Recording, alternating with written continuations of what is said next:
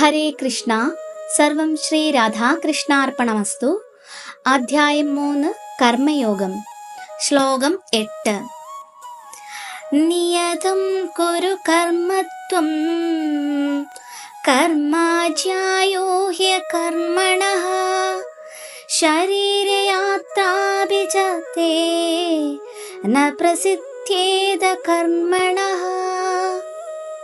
വിവർത്തനം: നിനക്ക് വിധിക്കപ്പെട്ടിട്ടുള്ള കർമ്മം ചെയ്യുക. നൈഷ്കർമ്മ്യത്തെക്കാൾ ശ്രേഷ്ഠമാണ് കർമ്മം. കർമ്മം ചെയ്യാതെ സ്വന്തം ശരീരം നിലനിർത്താൻ പോലും ആർക്കും സാധ്യമല്ല.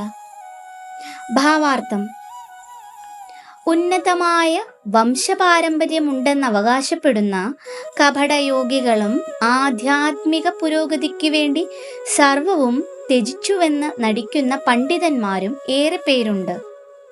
അർജുനൻ അത്തരമൊരു കാപട്യക്കാരനാവണമെന്നല്ല, ക്ഷത്രിയർക്ക് വിധിച്ചിട്ടുള്ള ചുമതലകൾ നിറവേറ്റണമെന്നായിരുന്നു ഭഗവാന്റെ അഭിലാഷം.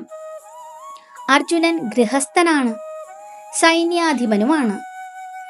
ആ നിലവിടാതെ ഒരു ക്ഷത്രിയ ഗൃഹസ്ഥന് വിധിക്കപ്പെട്ടിട്ടുള്ള മതപരമായ കർത്തവ്യങ്ങൾ നിർവഹിക്കുന്നതാണ് അദ്ദേഹത്തിന് നല്ലത്.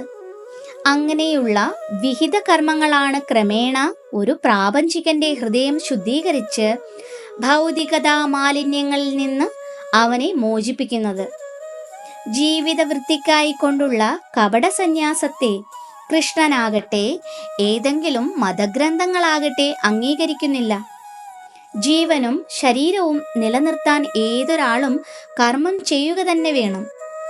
ഭൗതിക പ്രവണതകളെ ശുദ്ധീകരിക്കാതെ തന്നിഷ്ടപ്രകാരം ഉപേക്ഷിക്കാൻ പാടുള്ളതല്ല കർമ്മം. ഭൗതിക ലോകത്തിലുള്ള ഏതൊരു മനുഷ്യനും പ്രകൃതിക്കുമേൽ അധീശാവകാശം സ്ഥാപിക്കാനുള്ള ഒരവിശുദ്ധ വാസനയുണ്ട്.